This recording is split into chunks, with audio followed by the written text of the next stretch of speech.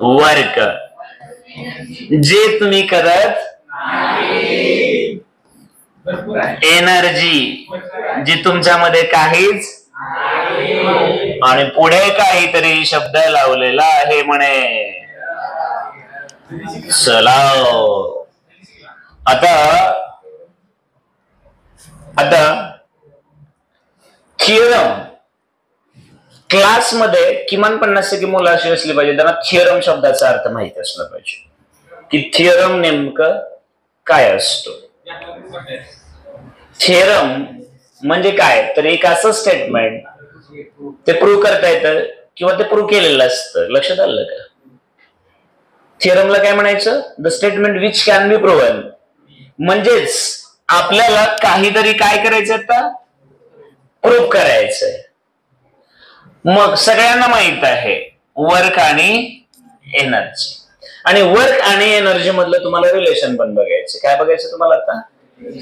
11वी समजून घ्या रे बाबांनो, तर 12वी आहे, नाही 12वीचा टॉपिक. मला ह्याच गोष्टींचा लोड येतो. दुसऱ्यांचे चॅप्टर पळालेले असतात आणि मी आपलं राहिलो असतो माग का एकच प्रामाणिकपणे की नाही हे लेकराला माहित नाही, ते लेकराला माहित नाही, डायरेक्ट शिकवलं तर काय पोपट होईल आपलं.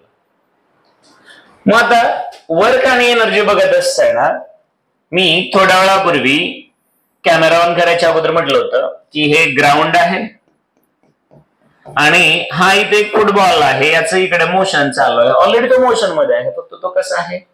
स्लो आहे. मोशन चालू आहे पण तो कसा आहे?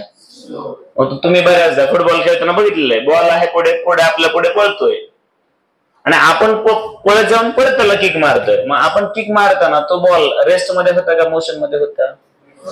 ऑलरेडी तो मोशन मध्ये होता आणि त्याला समजा यू एवढी वेलोसिटी होती. याला तुम्ही काय म्हणत असता?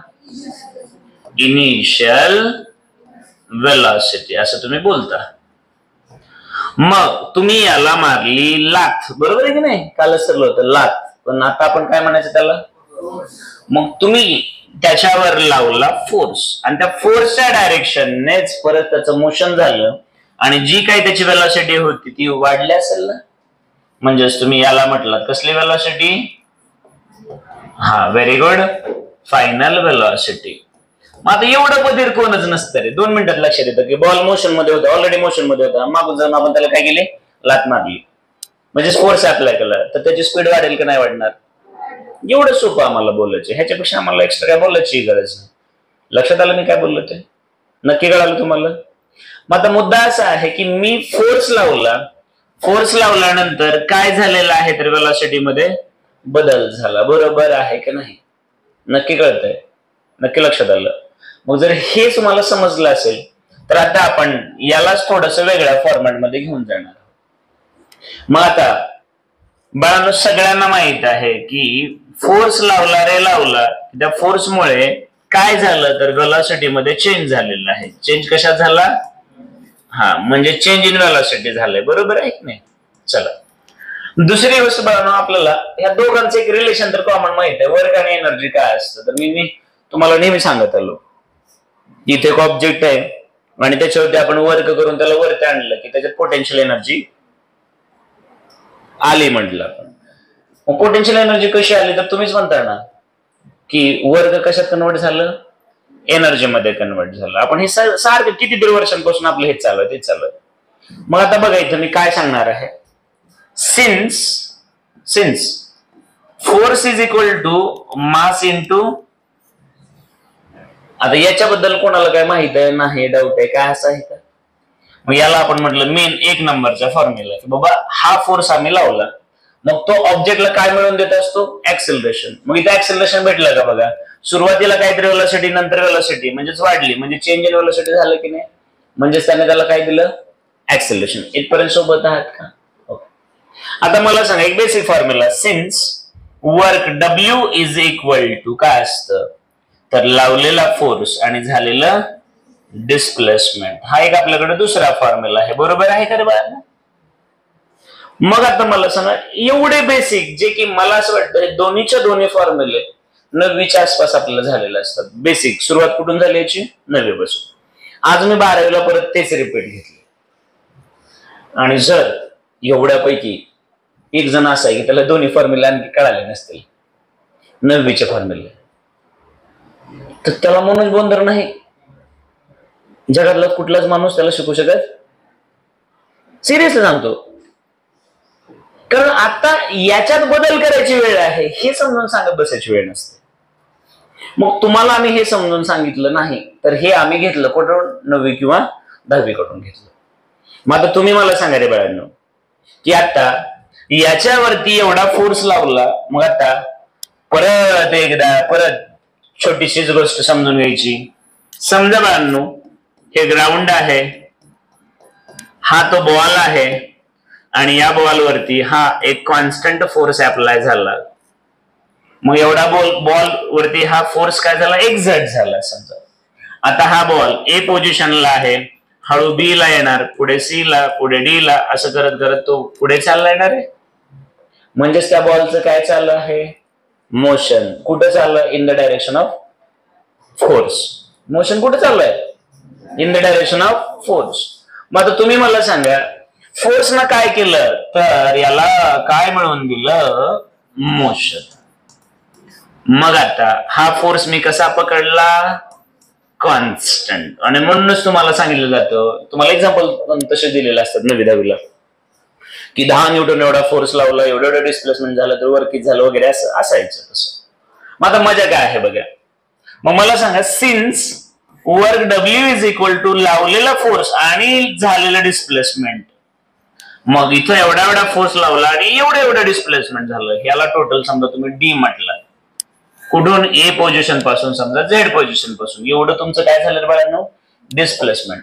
मग वर्क किती झालं? तर लावलेला फोर्स आणि एवढं झालेलं डिस्प्लेसमेंट. ही एवढं कळालं तुम्हाला. पण मुद्दा तसा नाही.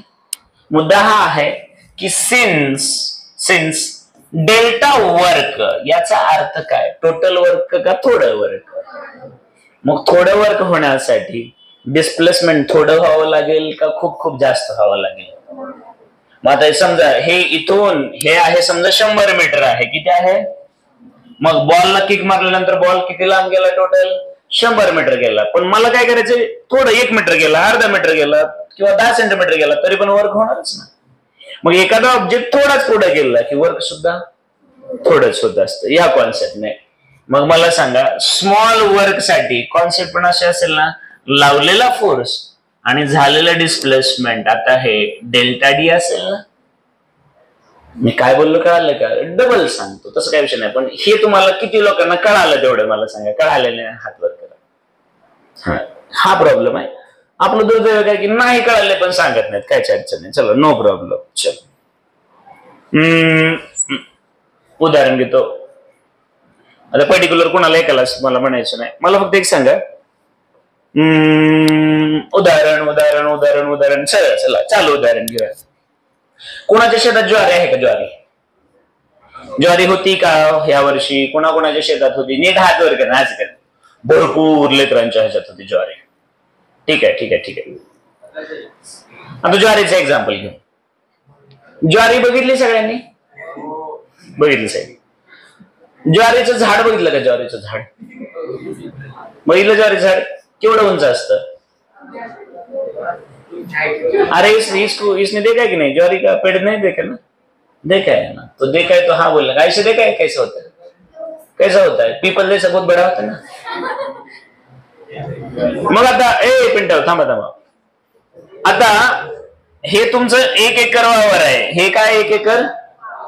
आणि एका एकर मध्ये अशी खूप सारी ज्वारीची झाडं असतील ना रे, ज्याला आपण काय म्हणतो? धाट म्हणतो ना रे. माझे खूप खूप खूप खूप खूप खूप असतील. आणि एका एकर मध्ये समजा तुम्हाला झाली 10 क्विंटल ज्वारी. किती झाली? मग ही झाली तुमची टोटल ज्वारी. पण मी काय केलं तर मी एकच कणीस घेतलं ज्वारीचं. कणीस कळतं ना तुम्हाला? कणीस समज में आता है? मग आता ते कणीस घेतलं आणि त्याची ज्वारी काढली, तर त्याची ज्वारी एवढीच फार तर झाली थोडीफार. एका कणसाची किती ज्वारी होईल? 1 पोतं होईल ना. मग किती असते? खूप छोड. ही म्हणते अशी ओंजळभर होईल. बरोबर आहे ना? मग एका एकरात 10 पोती झाली म्हणजे ती भरपूर झाली. पण एका कणसाची किती झाली? थोडी झाली. मग त्याला तुम्ही काय म्हणणार? डेल्टाच म्हणणार ना. मग जर हा दगड, हा बॉल मी इथून इथपर्यंत ढकलत आणला, ए पासून झेड पर्यंत ढकलत आणला. मी म्हणलं मी 100 जूल एवढं वर्ग केलं बघा म्हटलं. तुमच्यापैकी कोणीतरी ए पासून एवढाच पुढे ढकललं, मी पण नाही एवढंच पुढे ढकललं, थोडाच ढकलला, तर त्याचं 100 जूल वर्ग झाला असेल का 1-2 छोटस झालं असेल. मग त्या थोड्याला छोट्याला काय म्हणतात? डेल्टा. समजलं का अर्थ? मग जर मी हा बॉल ए पासून झेड पर्यंत आणला तर माझं वर्ग झालंय डब्ल्यू, म्हणजे खूप जास्त. आणि तोच बॉल फक्त एवढ्याच अंतरात ढकलला, एवढ्या छोटासा पुढे ढकलला, तर माझं वर्ग थोडं झालं असेल ना.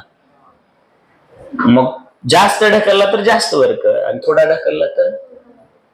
एक दगड आहे, मी इथून त्या भिंतीपर्यंत ढकलत आणला तर तुम्ही म्हणणार वर्ग केलं, पण मी इथून एवढं 4 बोटच पुढे ढकललं तर वर्ग माझा जास्त झाला असेल का कमी? हेच मला सांगायचंय. फक्त कमीला शब्द काय वापरायचा?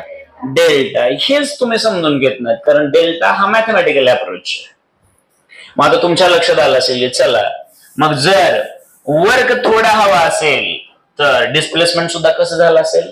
थोडं झालं असेल. पण आता तुम्हाला माहित आहे की जर आपण याच्याकडेच गेलो एकदम चांगल्या भाषेमध्ये, तर वर्क तुम्हाला सगळ्यांना माहित आहे, work is a dot product of applied force and displacement ना रे. पण इथं आपलं काय ठरलंय? बॉलला फोर्स लावला आणि फोर्स बघा, फोर्स ज्या डायरेक्शनला लावला त्याच डायरेक्शनला मोशन झालं ना. म्हणजेच या दोघांमधला थिटा अँगल किती आहे? 0 डिग्री. बरोबर आहे की नाही? डॉट प्रोडक्ट असतो वर्क मध्ये, त्याच्यामुळे तुम्हाला माहित आहे लावलेला फोर्स झालेलं डिस्प्लेसमेंट. जर यांचा डॉट प्रोडक्ट जर घेतला तर सगळ्यांना माहित आहे फॉर्म्युला असा आहे तो F delta D into cos theta. Theta किती आहे? 0. म्हणजेच येतो लावलेला फोर्स आणि झालेलं डिस्प्लेसमेंट. बरोबर आहे का? अरे बाबा, इथपर्यंत कळालं का तुम्हाला? मग तुम्ही मला सांगा, थोडं वर्क करायचं असेल तर डिस्प्लेसमेंट किती व्हायला पाहिजे? थोडंच. एवढं तर समजतंय तुम्हाला. आणि आपल्या लाईफ मध्ये खूप खूप खूप सगळ्या उदाहरणं तशीच असतात. आपल्याला मी नेहमी तेच उदाहरण सांगतो अभ्यासाचं. त्याचं कारण असं आहे की समजा काही मुलं 4-4, 8-8 तास अभ्यास करतात, डेली 8-8 तास, 6-6 तास अभ्यास करतात, आणि काही मुलं आठवड्यातनं 10-10 मिनिटं अभ्यास करतात. चुकून पुस्तक दिसलं नवीन तर तेवढंच एखाद दुसरं प्रॉब्लेम सोडवतात. बरोबर आहे ना? पप्पा समोर बसला की पप्पा समोर बसतो किती वेळासाठी बिचारा? त्याच्या मागे काम असतात असंख्य. आपला पप्पा समोर 10 मिनिटासाठी बसतो आणि बरोबर 10 मिनिटं आपण पुस्तक घेऊन हातात बसतो. पप्पा 10 मिनिटानंतर उठून जातो, आम्ही लगेच पुस्तक बंद करून दुसरं काहीतरी करत बसतो. मग तुम्ही मला सांगा, पप्पा किती वेळ बसला तुमच्या सोबत? डेल्टा वेळ बसला. 24 तासातला पप्पा किती वेळ बसला? 10 मिनिटं बसला, 5 मिनिटं बसला. मग 24 तास खूप मोठा वेळ आहे, पण पप्पा किती वेळ सोबत बसला? 5 मिनिटं. डेल्टा. थोडा वेळ बसलो ना, मग थोड्याला काय म्हणलं? डेल्टा. मग तुम्ही अभ्यास किती वेळ केला? डेल्टा वेळ केला. मग तुम्हाला मार्क किती पडतील? डेल्टाच मार्क पडतील ना. तुमच्या लक्षात येईल का? अरे तुम्ही अभ्यासच डेल्टा केलाय तर डबल डेल्टा होईल ना तुमचा. तुमच्या लक्षात येत आहे का? मग तुमचे मार्क एवढे जास्त असतात बाळांनो, की ते कोणालाच दाखवायच्या लायकीचे नसतात. आणि मग ऍडमिशन कुठे होईल तुम्ही विचार करायचंय. मग जास्त लांब गेला तर जास्त वर्क, आणि थोड्या लांब गेला तर थोडंच वर्क होणार ना. इथपर्यंत आपली गाडी पोहोचली का? जोरात. आता नीट समजून घ्या रे सोन्यांनो. तुम्हाला साधी सोपी गोष्ट कळली पाहिजे. सिन्स मी ऑलरेडी सांगितलेलं आहे, force is equal to mass into therefore delta work. थोडं वर्क म्हणजे फोरच्या ठिकाणी येणार मास मिळालेलं ऍक्सिलरेशन इंटू डेल्टा डी ना रे. डी म्हणजे डिस्प्लेसमेंट ना. इथपर्यंत सोबत आहात का? कुठला फॉर्म्युला कसा आला, का घेतला, तसंच का घेतला, कॉस थिटाच का, झिरोच का, असंच का, तसंच का, प्रत्येक प्रश्नाचं उत्तर सायंटिफिकली फिजिक्सच्या अँगलने तुमच्या समोर मांडले का? कुठेतरी असंच म्हणून लक्षात ठेवायला लागलं. सगळं क्लिअर आहे ना? स्ट्रेट फॉरवर्ड आहे ना? मग जर इथपर्यंत तुम्हाला समजलं असेल तर आता तुमच्या एक गोष्ट लगेच लक्षात आलं असेल, अरे हेच आहे का सगळं? तेच जुनं सगळं मी वारंवार सांगत झालोय. फिजिक्स असाच आहे, काही बेसिक तत्वावरती तेच रिपीट होतं. मी एक परफेक्ट एक्झाम्पल नेहमी फिजिक्स साठी किचनचं देत असतो. किचनचं, घरात कुठली नवीन भाजी, नवीन म्हणतो पण असतं त्यात काय, तेच तेल, तेच मीठ, तीच चटणी, तीच हळद, तेच मसाले, बरोबर आहे की नाही? हा, मग बदल जो होतो तो खूप मोठा असतो, तो खूप थोडा बदल असतो. तुम्ही मला सांगा, वांग्याची भाजी आणि बटाट्याची भाजी कम्प्लीट वेगवेगळ्या रेसिपी. ह्याच्यासाठी नमक लागतं, मीठ लागतं वांग्यासाठी, तर बटाट्यासाठी साखर लागते, बरोबर आहे की नाही? त्यासाठी तेल लागतं, तर ह्यासाठी रॉकेल लागतं. असलं काय आहे का? नाही ना. काय ह्याच्यासाठी हळद लागते, त्यासाठी कुंकू लागतं. अरे तसलंच काय काय ना सिमिलर. मग हेच आम्ही ओढून जायचं. फिजिक्सचा मास्तर चुनाला अनुभव, अरे बाबा नवीन नाही रे काय, तरी आम्हाला सोडतो लई अवघड काहीतरी आहे. कुठलं काय अवघड आहे? आता तुम्ही मला सांगा, इथपर्यंत तुम्ही पोहोचला, मग तुम्हाला माहित आहे सिन्स थोडा work delta work is equal to मासच्या ठिकाणी. पण ऍक्सेलरेशन नेमकं काय असतं, तर सगळ्या गावाला माहित आहे. Acceleration means change in velocity with respect to time, असंच ना? डीव्ही बाय डीटीच ना. चेंज इन वेलॉसिटी, वेलॉसिटीत किती बदल झालाय विथ रिस्पेक्ट टू टाइम, असं शिकलो ना आपण. मग तुम्ही मला सांगा, या ठिकाणी असं केलं तर चालेल का? डीव्ही बाय, आता काही लोक टेन्शन मध्ये असतील, हे कसं आलं? इथे लिहा ना बाबा no. Since according to definition of acceleration, acceleration म्हणजे काय? Change in velocity with respect to, बरोबर, डीव्ही बाय डीटी. वेलॉसिटी मध्ये झालेला बदल, वेळेत झालेला बदल, लक्षात आलं का? किती बदल झाला, किती बदल झाला किती वेळामध्ये, असं त्याचा अर्थ होतो. मग आता मला सांगा, इथपर्यंत आलं, पण त्याच्या पुढे काय? डेल्टा डी आहे ना, इनटू डेल्टा डी. कळतंय का? मग लगेच चालू असेल, अरे हा तिथल्या तिथे फक्त ऍडजस्टमेंट चालू, नवीन असं काहीच नाही. मग आता मी म्हटलं, चला माझ्याकडे असं आहे, x into Y divided by असं झेड आहे. तर मध्ये मल्टिप्लिकेशन आहे ना, हे असं गुणाकार आहे समजा. तर हा झेड उचलून मी याच्या खाली ठेवला तर चालतो का? ओय बाबा, चलतो का? नक्की ना? मग जर चलतो म्हणल्यानंतर हाच मी इथं डेल्टा टी आणला तर चालेल का?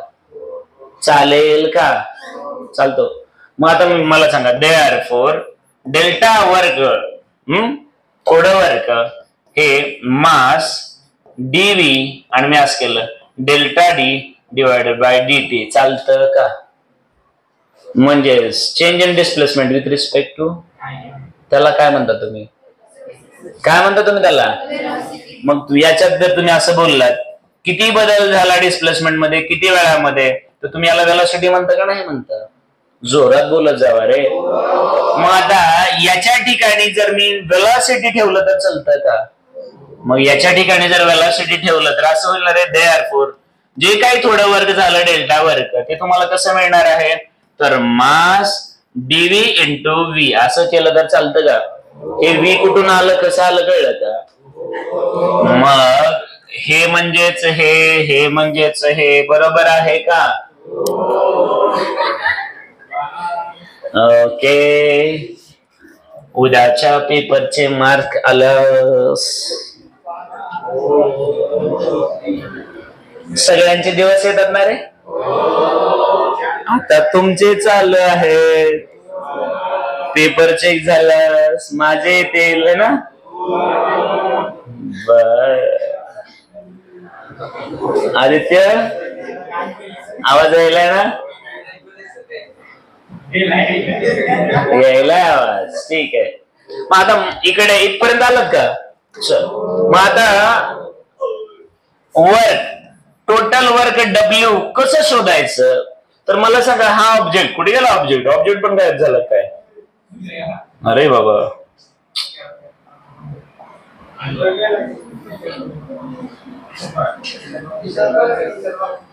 हे मला सांगा रे, की हा ऑब्जेक्ट इथून इथपर्यंत ढकलला तरच टोटल वर्क होईल ना.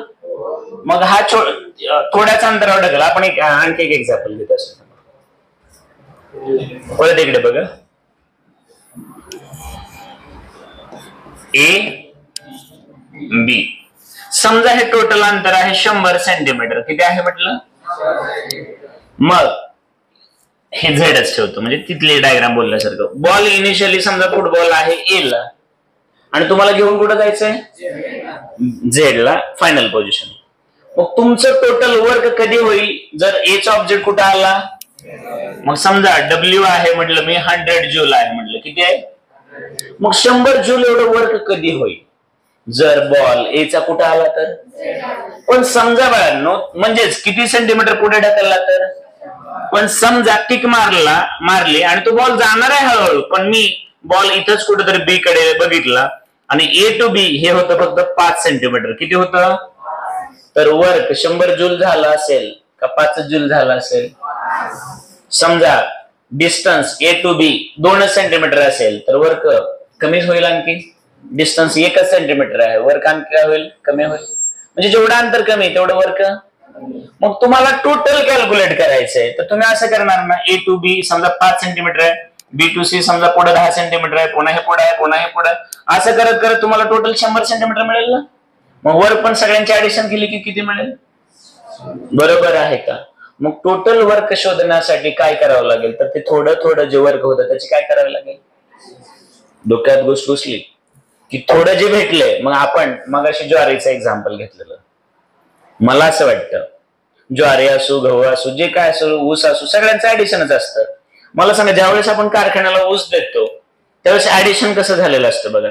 समजा एका ऊसाचं वजन आहे 2 किलो, एका ऊसाचं वजन आहे 2 किलो आणि आपण 1000 ऊस कारखान्याला दिलं. किती दिलंय 1000, तर 2000 किलो वजन होईल ना, म्हणजे 2 टन होईल ना, बरोबर आहे की नाही. मग तिथं जे 2 टन गेलं ते आपल्यासाठी एक एक एक एक ऊस ऍडच होत होतं ना. मग एक ऊस म्हणजे आपल्यासाठी डेल्टा होता, पण खूप सारे ऊस आपण काय करत गेलो, ऍड करत, तेव्हाच आपल्याला ते 2 टन भेटलं. एक्झॅक्टली मला हे सांगायचंय की आता इथं ऍडिशन करायचे, कारण बॉल हळूहळू हळूहळू पुढे सरकणार आहे. पण मुद्दा हा आहे बाळांनो की बॉल जो आहे, बॉल आमचा तो कंटिन्यू मोशन मध्ये आहे का, तो थोडं पुढे जातो थांबतो, परत पुढे जातो थांबतो, असं होतं का कंटिन्यू मोशन मध्ये असतो. जोरावर पक्का. म्हणजे थोडा पुढे गेला बॉल, पुन्हा थांबला, त्याला कंटाळा आला, परत पुढे त्याचा मूड झाला जायचा, असं होतं का.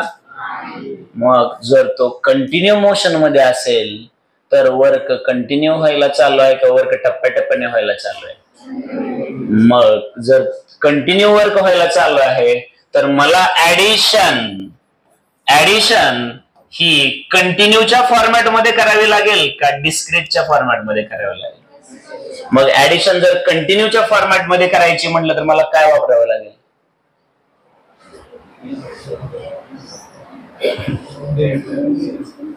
ऍडिशन कंटिन्यू करण्यासाठी काय असतं, इंटिग्रेशन. एवढा वेळ कसा लागतो, मग मला काय वापरावं लागेल.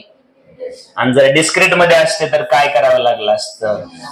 मग तुम्ही मला सांगा, तुमची जी बॉडी आहे त्याच्यामध्ये प्रत्येक पार्टिकलला सेपरेट काउंट केलं ना, वेगवेगळा, म्हणून तिथं काय घेतलं होतं मोमेंट ऑफ इनर्शियाच्या वेळेस, समेशन घेतलं होतं ना. इथं बॉडी कंटिन्यू मोशन मध्ये आहे तर बेरीज करताना काय वापरावं लागेल. बरोबर आहे का नाही, इथपर्यंत समजलं आहे का. जोरात रे बाबांनो. मग आता तुम्ही मला सांगा सिन्स, बघा आता मी जर म्हटलं total work W is equal to sum of ते छोटे छोटे वर्क ना रे. आता हे डेल्टा वर्क म्हणजे बॉल थोडा पुढे गेला, पण आम्हाला शेवटपर्यंत कुठे गेला ते टोटल कॅल्क्युलेट करायचं ना. मग हे मगाशी म्हटल्यासारखं हे एवढा टोटल डिस्प्लेसमेंट आहे, पण एवढं छोटं हे डेल्टा डी असेल ना, परत हे डेल्टा डी असेल ना, परत एवढं हे डेल्टा डी असेल ना, ह्या सगळ्यांची बेरीज केली की मला काय मिळणार टोटल. तसं वर्क सुद्धा हे टोटल ढकललाच असेल, थोडं वर्क तर हे डेल्टा वर्कच होईल ना.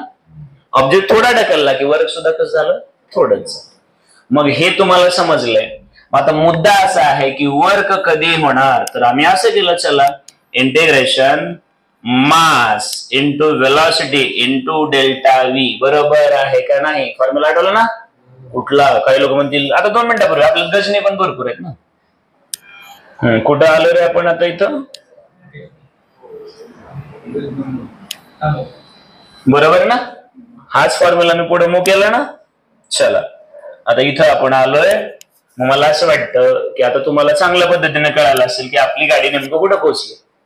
मग आता नेमकं तुम्हाला कळालं की डीव्ही म्हणजे चेंज कशात होईल रे बाळांनो, चेंज कशात होतोय, वेलॉसिटी मध्ये. मग किती बदल झाला तर लात मारायच्या अगोदर वेलॉसिटी किती घेतली होती आणि लात मारल्यानंतर वेलॉसिटी वाढली होती ना, ती किती झाली होती, बरोबर आहे का. मग लात मारल्यामुळे काय झालं तर तुमची वेलॉसिटी वाढली, म्हणजे चेंज इन वेलॉसिटी झाली, बरोबर आहे की नाही. मग आता मला सांगा, हे लिमिट मर्यादा कशा वापरला गेला हे कळलंय का रे बाबा तुम्हाला? कुठून आलं लिमिट समजलंय का? मग आता इथपर्यंत जर कळालं असेल तर मला माहित आहे तुमची वेलोसिटी कमी जास्त होईल, अंतर पुढे मागे होईल, पण त्या ऑब्जेक्टचं मास बदलेल का रे बाळांनो? मग इथं या समोरच्या इक्वेशन मध्ये तुमच्या स्क्रीनवरती हा यम जो आहे, यम हा कॉन्स्टंट आहे का व्हेरिएबल आहे? अरे बॉल तोच बॉल आहे ना, कुठे पडला थांबला काय जर झालं तर बॉलचं मास बदलेलं का? बॉल तोच आहे ना, म्हणजे बॉलचं मास कसं आहे? आणि मग तुम्हाला माहित आहे इंटिग्रेशन असो किंवा डेरिव्हेटिव्ह असो त्यांना त्याच गोष्टी कळतात ज्या बदलतात, ज्या बदलत नाहीत म्हणजेच कोण असतात? कॉन्स्टंट, त्यांना कळत. मग इथं मास बद्दल त्यांना कळल का? मग मास इंटिग्रेशन मध्ये ठेवायचं का बाहेर काढायचं? म्हणजे हा फॉर्म्युला आता पुढे असं जाणार नाही बाळांनो. Therefore work W is equal to mass बाहेर काढावं लागेल, integration which is running from initial velocity u to final velocity, आणि इथं राहिलं v इंटू dv. लक्षात आलं का? आता इथं मगापासून फिजिक्स चालू आहे, लक्षात आलं बऱ्यापैकी. पण जेव्हा यांना इंटिग्रेशन मधून टाकून चालू झालं इथपासून मात्र मॅथच आहे एवढं कळायलं ना. आता आणखी एक मॅथमॅटिक्सचा फॉर्म्युला मात्र इथं रेडीमेड उचलावा लागेल, त्याचं डिटेल अनालिसिस पुन्हा बाबासाहेबांकडे असेल त्याचं. पण इथे एक फॉर्म्युला येतो इंटिग्रेशन कुणाचं? x with dx. हे कसं येतं माहित आहे का एखाद्याला? आपण 11वीला इंटिग्रेशनचे काही फंडामेंटल फॉर्म्युले घेतले त्याच्यात हा घेतलाय, पण म्हणावं कालचं आठवण. हा 11वीचे तर आता तुम्हाला माहिती असायला असं इंटिग्रेशन ऍड करत असतं, वाढत असतं ना त्याच्यामध्ये. याचा फॉर्म्युला येतो, याच्या डोक्यावरती समजा एक n ठेवला, याचा पॉवर किती माहित नाही ना, 1 2 3 4 5 काय का पॉवर असो ना, म्हणजे घातांक झाला ना. कळतंय का? या केसमध्ये x raise to n plus 1 divided by n plus. लक्षात आलं का? हा त्याचा फॉर्म्युला आहे. मग आता तुम्ही मला सांगा इथं v च्या डोक्यावरती इंटिग्रेशन v dv, v च्या डोक्यावरती काहीच नाही म्हणजे 1 आहे ना, म्हणजे हे काय होणार? v 1 plus divide by 1 plus म्हणजेच v स्क्वेअर बाय. समजलं आहे का? कुठून आलं, कसं आलं, कुठला फॉर्म्युला कसा लागू झाला इथपर्यंत खरंच कळालं का? जसं मी जर म्हटलं असतं एरिया ऑफ सर्कल ड्रॉ करा तर तुम्ही न कळतपणे एरिया इज इक्वल टू पाय r स्क्वेअर घेतला असतं की नाही? अगदी तसं. मग हा मी फॉर्म्युला आणलेला आहे, फिजिक्सच्या लोकांनी मॅथ कडून उसने घेतलेली गोष्ट. लक्षात आलं का? नक्की कळालं का? मग हा फॉर्म्युला तुम्हाला वापरायचा आहे, इथं वापरायचा आहे. मी वापरून दिला ना. हा मग पुढे देअरफॉर वर्क झालं, कसं झालं? मासला मास. आणि जर आम्ही इंटिग्रेशन सोडवलं तर आता याला लिमिट वापरायचं. u2 किती आहे? v. मग खाली पण काय घ्यावं लागेल? u आणि पुढे v. मग याचं कळालं तुमच्या लक्षात आलं? याचा पॉवर काहीच नाही म्हणजे किती? 1. मग हे होणार v स्क्वेअर डिवायडेड बाय 2. आणि लिमिट, लोअर लिमिट काय आहे? u आणि अप्पर काय आहे? समजलं आहे का? नक्की कळालं सगळ्यांना? जर हे कळालं असेल बाळांनो तुम्हाला तर तुम्ही असं करताना मासला मास आणि ब्रॅकेट मध्ये ठेवायचं किंवा असं ब्रॅकेट वापरा, काय अडचण नाही. आता फायनल व्हॅल्यू वीच ठेवलेली आपण, मग v square divided by 2 minus initial काय रे? u square divided by 2. याच्या ठिकाणी ह्या दोन किमती ठेवाव्या लागतील ना इनिशियल व्हॅल्यू. मग आता तुम्ही मला सांगा जर मी याला m ने मल्टिप्लाय केलं तर हे होणार m v square divided by minus m u square divided by. तर एवढं सांगून सुद्धा काही लेकरं अजून पण कळालं नाही म्हणतात, त्यांना इतकी त्या फॉर्म्युलेची सवय लागली तर नाश केला. चला, half m v square minus half m u square, ते म्हणजे तेच आहे ना. म्हणजेच काय? आता मलाही कळेना हे काय आहे. हाफ m v स्क्वेअर काय आहे? जोरात बोलायचं. Kinetic energy. मग ही काय आहे? हा, ही काय? Final kinetic energy. ही काय आहे? मग kinetic energy minus kinetic energy, उत्तर काय येणार? कायनेटिक एनर्जी ना. नाही कळत? 11वीला पहिला चॅप्टर आम्ही चालू केला तेव्हा तिथं प्रिन्सिपल ऑफ होमोजिनिटी शिकवली. पण काही लेकरं नवीन आहेत, ते म्हणतात सर 10वी नंतर 11वी असतं तुमच्यामध्ये. आम्ही डायरेक्ट 10वी नंतर 12वी शॉर्टकट घेतलाय, आम्ही 11वीला क्लास लावला नव्हता. No problem. त्यांना मला एक छोटासा प्रश्न विचारायचा आहे, साधा सोपा, की इकडे बघा ए चा मास आहे 50 किलो, किती आहे? आणि बी ची हाईट आहे 6 फूट, किती आहे? 6 फूट. तर ए मधून बी मायनस केला, उत्तर सी. किती उत्तर येईल रे बाळांनो?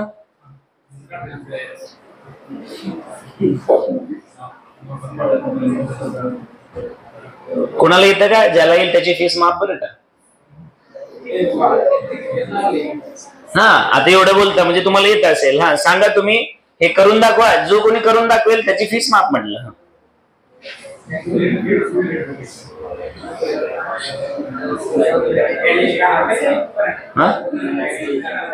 आम्ही तेच म्हणालो, पण इकडे कोणाला तरी येत असेल. हा, गणेश तुला येते का? 1 रुपया फीस द्यायची नाही पुन्हा. Very good. बरं ठीक आहे, उत्तर आलं. पण समजा 44. हा, ह्याचं युनिट काय द्यायचं रे आता? सेकंड ना.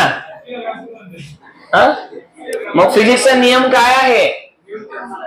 मास मधून मायनस, टाइम मधून मायनस, बरोबर आहे ना. सेम मधून सेमच मायनस होईल ना. एकाची उंची आणि दुसऱ्याचं वजन, याचा काही संबंध येईल का? कारण दोन फिजिकल क्वांटिटी वेगवेगळ्या आहेत. लक्षात आलं का? थोडस जरा नीट समजून घ्यायचं.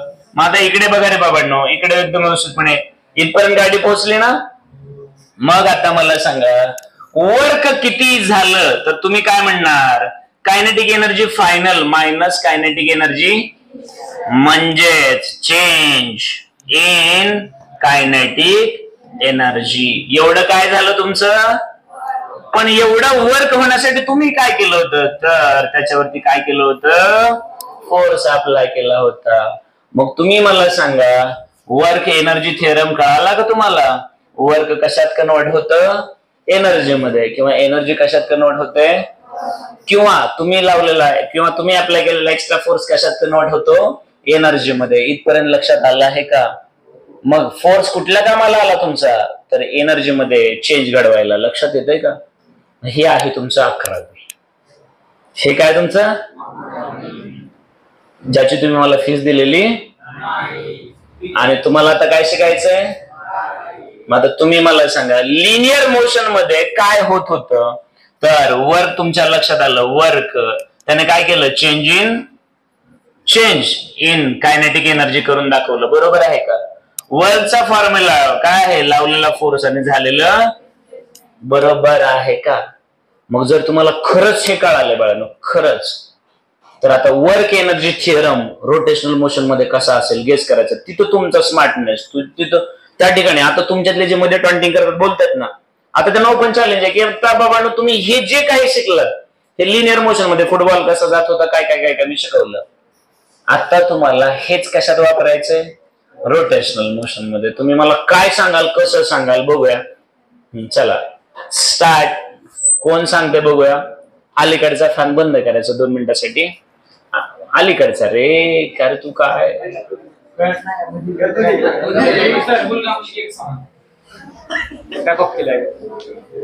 मी काय सांगितलं? एक बंद करा सांगितलं ना. मला काम आहे याचं. हा, एक पट्टी मिळेल लांब कोणाकडून? पट्टी पटकन पाहिजे. एकच सेकंड. पट्टी. हा, पटकन उभा राहा स्वामी सर. पटकन इथं उभा राहा. याच्यावर उभा राहा. फास्ट. ऑलरेडी ते मोशन मध्ये आहे तोपर्यंत. हा धरे. हा, त्याच डायरेक्शनने त्याला फिरव. त्याच डायरेक्शनने. ऑलरेडी मोशन मध्ये होता फॅन. त्याच डायरेक्शनने त्याने रोटेट केलाय. हा, बस झालं. थांबायचं. हा, बस. म्हणजे त्याची इनिशियल व्हेलॉसिटी काहीतरी होती. आता समजा इनिशियल व्हेलॉसिटी काहीतरी आहे. चल रोटेट कर त्याला फास्ट. बस. आता तुम्ही मला सांगा, ज्या डायरेक्शनला मोशन आहे त्याच डायरेक्शनला तो टॉर्क अप्लाय करायला ना. म्हणजे ज्या डायरेक्शनला तुमचा बॉल जात होता त्याच डायरेक्शनला तुम्ही किक मारले ना. बरोबर आहे का? प्लीज बस खाली. हा, ऑन कर. काय कळलं? कशा पद्धतीने तुम्ही अप्लाय केलं मला माहित नाही, पण जर तुम्हाला एक गोष्ट चांगली कळाली तर तुम्हाला दुसरी गोष्ट कळावी लागेल ना. मग तुमचा ऑब्जेक्ट मोशन, फॅनची स्पीड प्रमाणापेक्षाच वाढली बघा.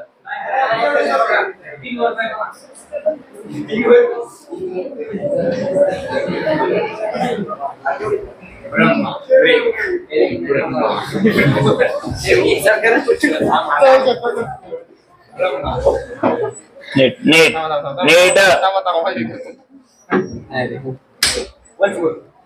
तू का उठला? का सर? सर मला मारू नका, मी गुणी विद्यार्थी आहे सर.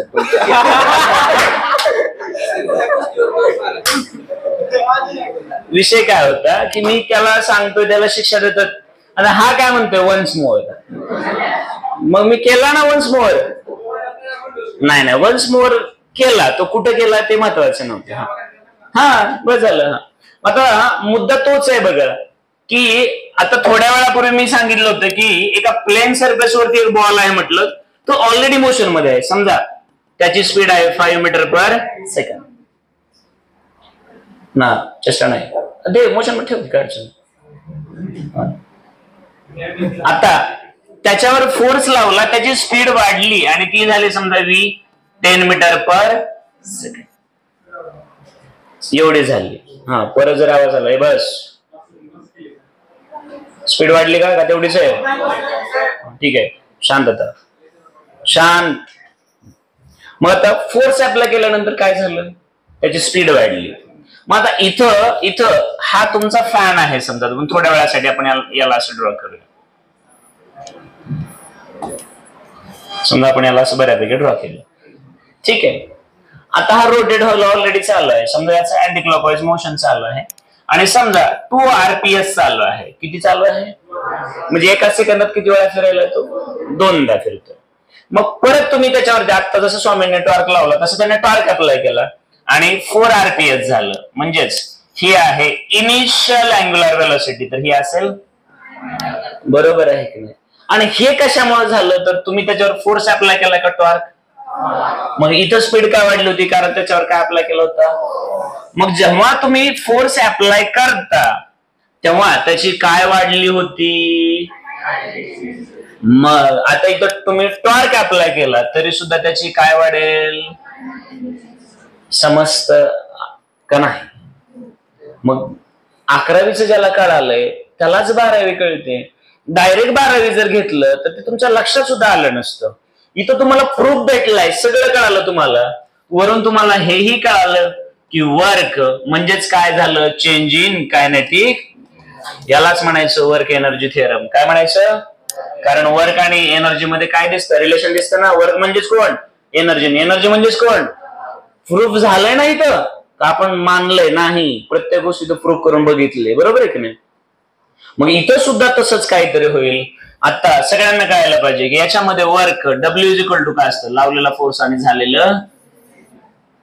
मग आता तुम्हीच मला सांगा रे बाळांनो, इथं कसं असायला पाहिजे? उलट शिकायचं का आता? थोड्या वेळासाठी 30 एकच प्रोसेस, तेच प्रूफ करा नको. आता थोडा चेंज बघायचा. आता आपण रिव्हर्स इंजिनिअरिंग करूया. आम्हाला हे सगळं कळालं तर त्याच्या मदतीने हे शिकायचं. इथून उलट जायचं का? चला आता उलट शिकूया आपण. मला सांगा वर्क एनर्जी थिअरम 11वीचा काय सांगतो? तर जे काही वर्क झालेलं आहे ते वर्क काय कशात कन्वर्ट झालं? कायनेटिक एनर्जी, किंवा कायनेटिक एनर्जीमुळे काय झालं? वर्क.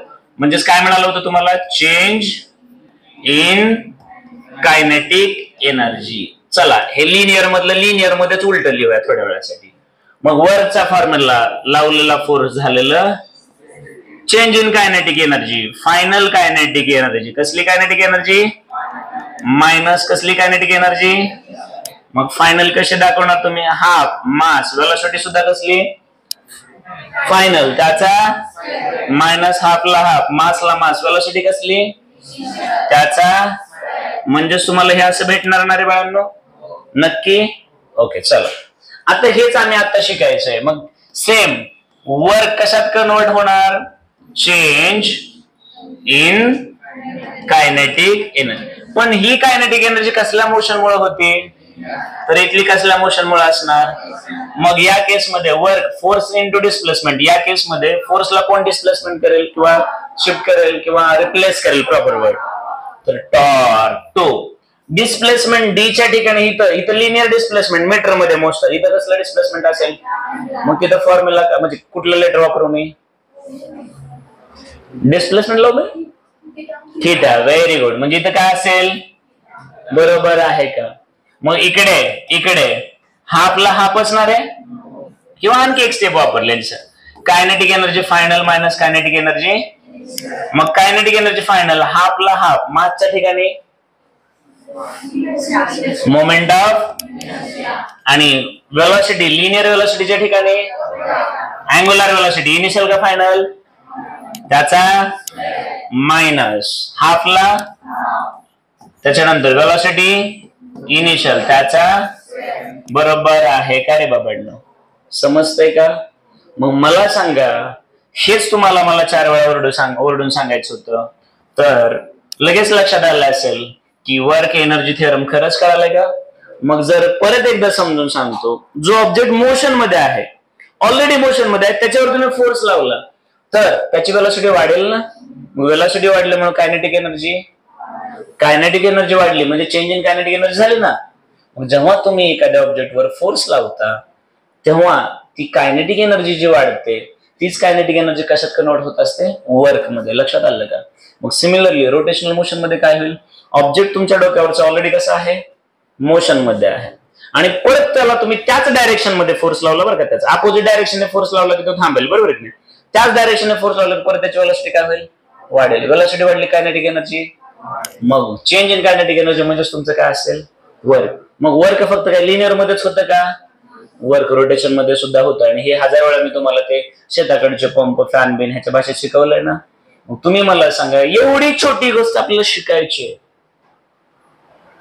पण तुम्हाला माहिती असेल किंवा आताही कळालं असेल, एवढ्या छोट्या गोष्टीसाठी मी जर हे डायरेक्ट असं असतं हेही तुम्हाला डायरेक्टली मी याचं कंपॅरिझन करून शिकवू शकलो असतो, इथे माझा वेळ वाचला असता. पण मला असं वाटलं कुठेतरी आपण लेकरांना झालेलं नाही त्यांना एकदम मुळापासून समजून सांगावं, म्हणून मला जे काही कळालं, मला जे काही ज्या लेवलला येत होतं मी तुमच्यासमोर मांडलेलं आहे. तर साध्या सोप्या भाषेत तुम्हाला वर्क एनर्जी थिअरम कळालाय का?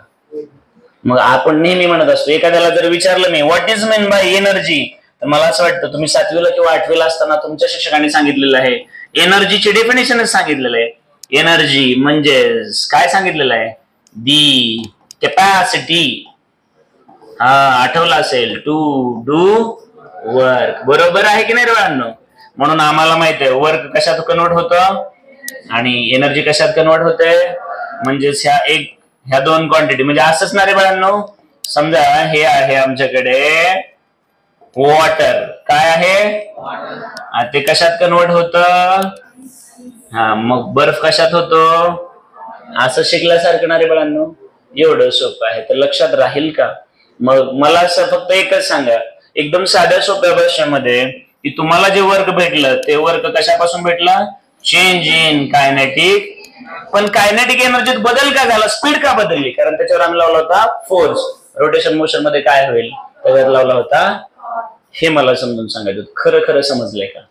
नक्की समजलंय का रे बाळांनो? जर हे समजलं असेल तर आपल्याला काही वेळाचा ब्रेक घ्यायचा आहे. किती वाजले?